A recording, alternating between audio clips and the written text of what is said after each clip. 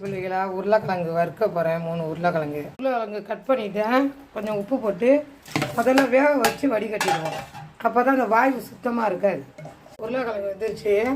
இங்கே பாருங்கள், ரொம்ப வேகக்கூடாது. ஒரு அளவு ரேசாக அப்படி வந்தால் போதும். இப்படி அழுத்தினா ரேசாக வந்தால் போதும். எண்ணெய் கொஞ்சம் ஊற்றுவோம். கடுகு,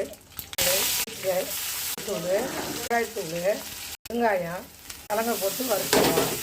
சோறு செய்ய போகிறோம். வறுக்க மொருண்டு இப்படி தான் வறுக்கணும். அடுத்த அடுப்பு பற்ற வச்சாச்சு. எண்ணெய், மிளகாய், காஞ்ச மிளகாய், இது பயிறு, நல்ல பருப்பு நல்லா கிண்டுவோம். உப்பு, மஞ்சத்தூள், கருவேப்பிலை, பெருங்காயம், எலுமிச்சம் சாறு 2 கொஞ்சம் கொஞ்சமாக அள்ளி ஊற்றி அப்படியே கலரிக்கிட்டே இருக்கணும். சூப்பர்.